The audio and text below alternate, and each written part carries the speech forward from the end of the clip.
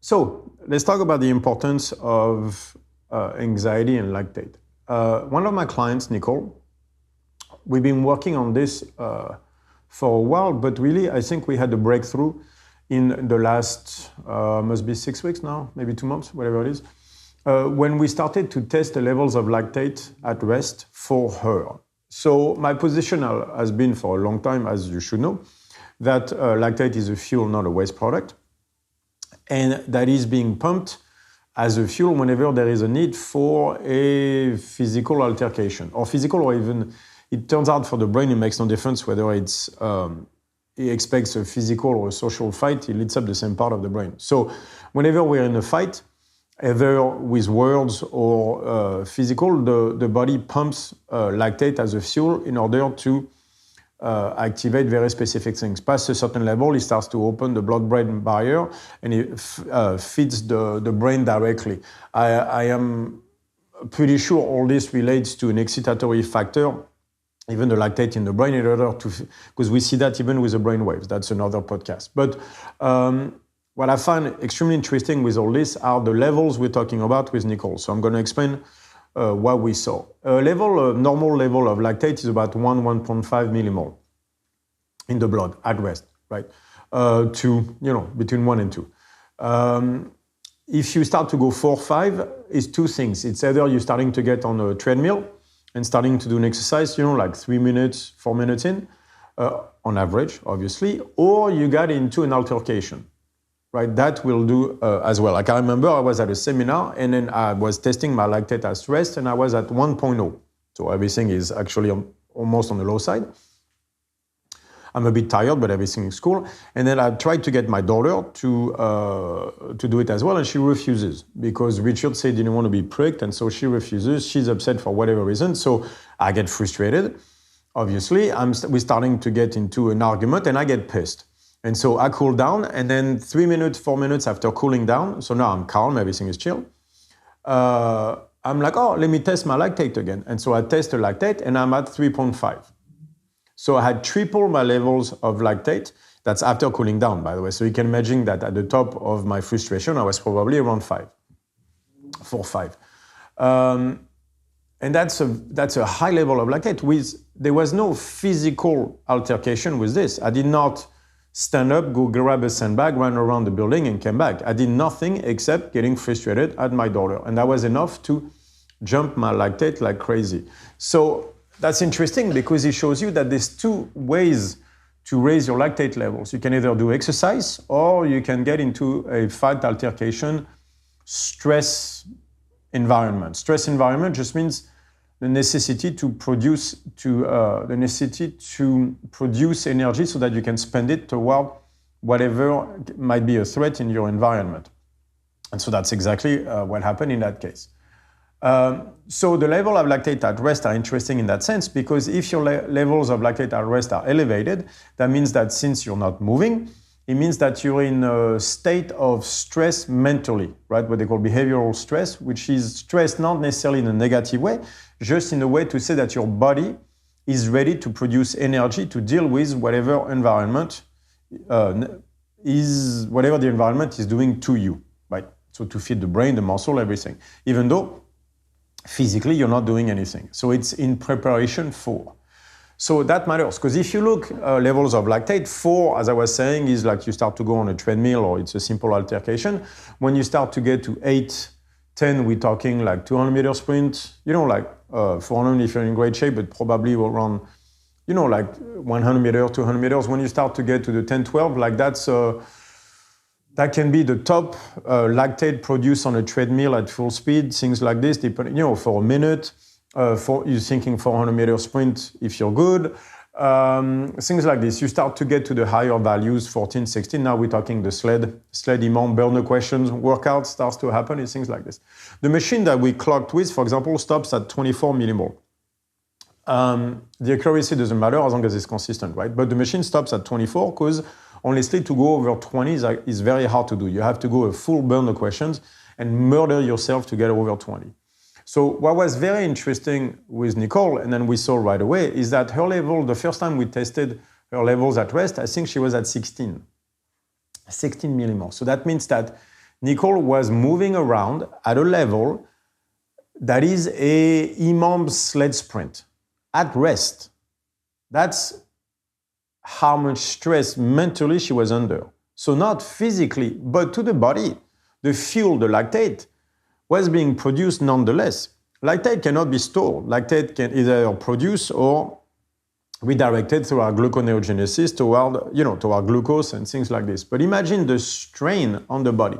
She was under constant need of fuel. That's actually her body interpreted on her environment, right, from a behavioral perspective. So you can imagine what Nycole was under. Like, you have to understand, like, people, it's been tested in many studies where people have anxiety were given a lactate, sodium lactate in an IV, and they ended up in panic attacks. So you can see that panic attacks and anxiety are linked, and you can link it to lactate, which means you start with anxiety and then you move toward panic attack as the level increases. So in her case, she was living in a state of panic attack, but she did not feel it because her body being at rest or whatever, she just felt like shit, but could not explain what it was and only thought it was in her head. Turned out it wasn't in her head, it was in her body. The problem was the fact that she had learned to spike her levels of lactate to face the world through behavior. And that was one issue we will talk about, so how to deal with. But for example, there was lately a very interesting case because Nycole trains for strongmen and had a competition. He actually did really, really well. So what we're doing is working. But she had that one workout at her gym where she felt she didn't like the workout. It was like some kind of, sets of 3 exercises with rounds and things like this, but doesn't matter.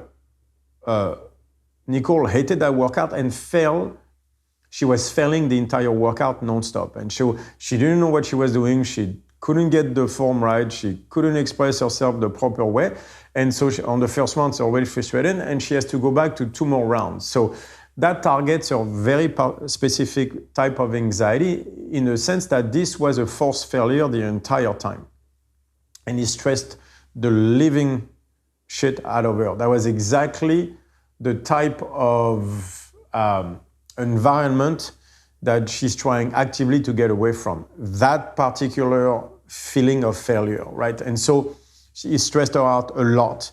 Did not do well on the workout, got home very frustrated, goes to bed at 16, so very high, wakes up the next morning at 23.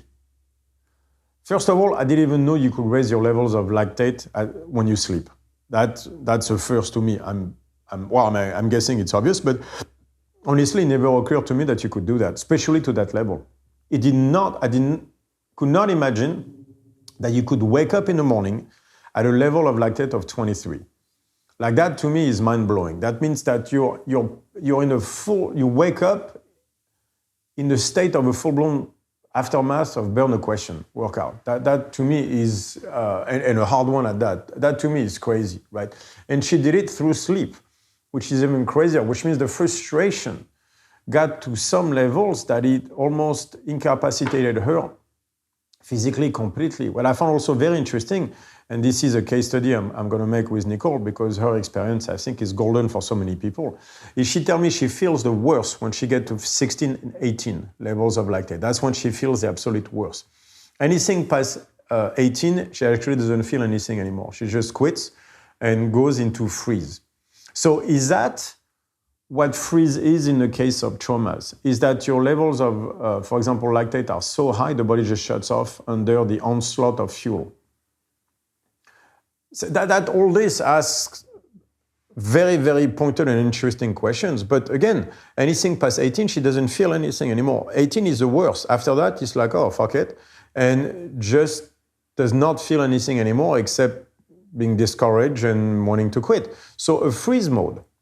So it seems that the level of lactate can indicate fight, flight, and freeze.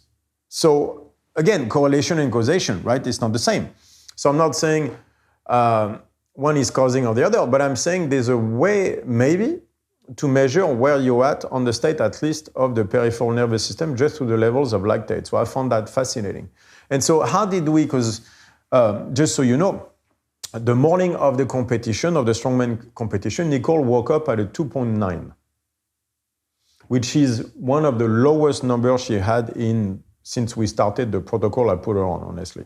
And so she did really well. She could flow through all the events. She didn't stress out too much. And guess what? She did way better than expected.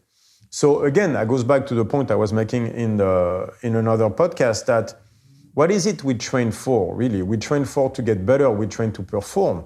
Performance without understanding somatic errors and that system of anxiety and lactate raising up to the point where you're going to freeze, I think is vastly underrated and misunderstood, or even not taken into consideration. So what did we do to help Nycole? So the problem was the spiking of lactate, was 16, 23, all those numbers are crazy. She had that at work one day where she had a situation she did not like, got into very frustrated, walked away, right, in frustration, and that led to a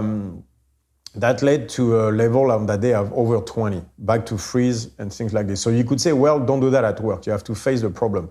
Right, but it's not that simple, because now it's not just you, it's the other people around you, it's maybe a boss, or the situation, you're not always under control. It doesn't work like that. So what I saw a behavior where Nycole had learned to deal with stress by spiking and moving away.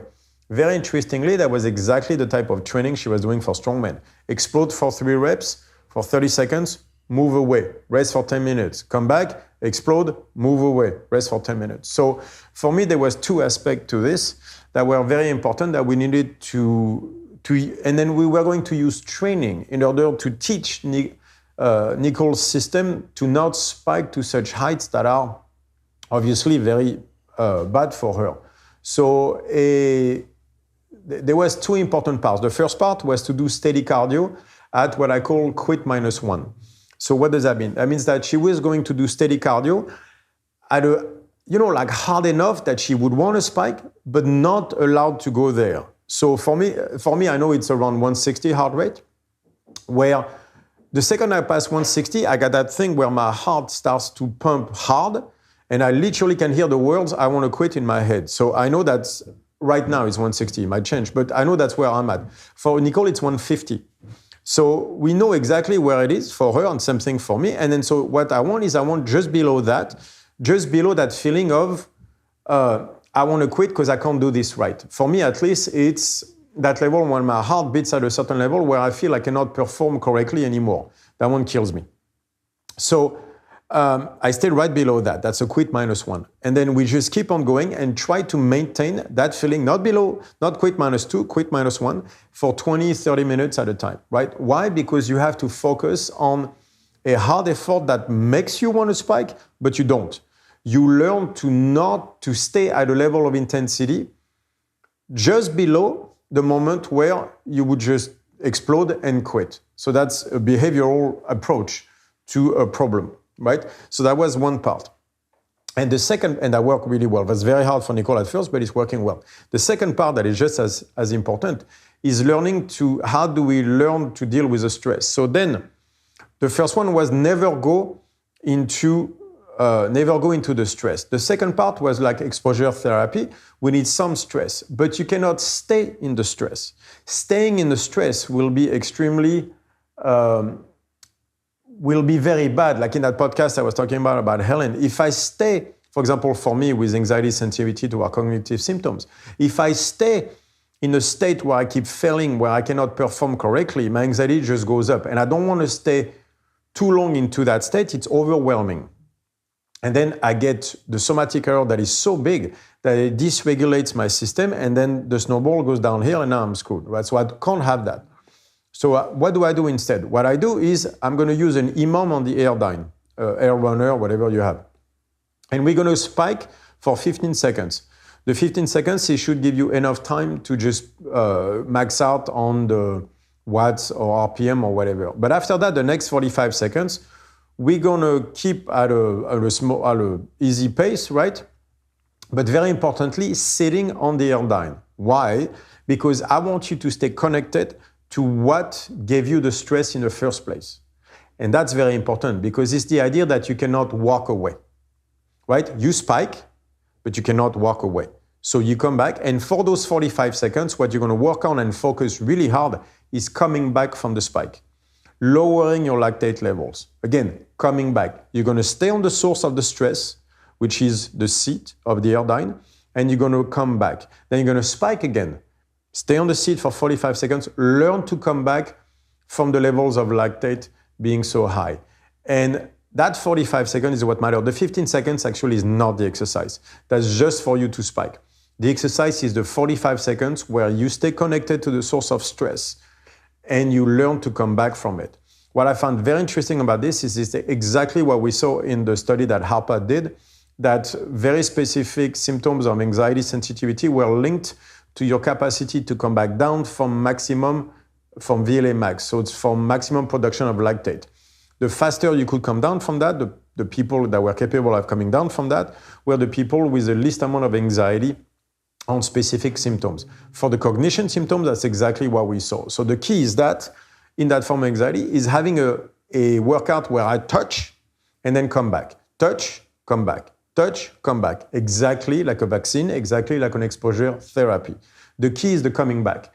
That's what we're shooting for. So when Nycole does that, the most important part is the coming back. So that it's very important that she stays sitting on that seat so that within the source of stress, which creates almost a panic, and she learns to not just handle it because otherwise it'd be just enduring it. She learns to come back from it.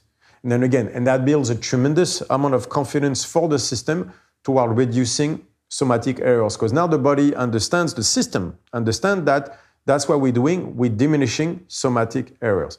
And that's what brings results forward. And once we have done that with Nycole, we see the results where she woke up at 2.9 the morning of the competition. Tell me that's not performance. Tell me that's not the point of training. So it's not training the mind, it's training the system. It's a free energy principle adapted to training. So the free energy training principle, the free training principle, the free energy system principle, whatever word I'm going to come up with. But that's the point, is that it goes way past, training goes way past the physicality or way past the mental aspect of it. Both are required for the system to thrive. And again, this is something very underrated that people don't want to go into because we have that weird attitude in the fitness industry toward wanting to be scientists and therefore never wanted to put the mind into the equation. They only talk about biology like the body is reactive. But the body is not reactive. The body is predictive. That's what neuroscience is teaching us.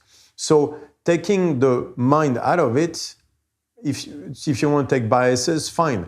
But you have an antiquated view of science, an incorrect view of science. That is not how this works. You have to understand the free energy principle. If you understand that principle, then you'll see that what I'm talking about is the correct way forward. Thank you.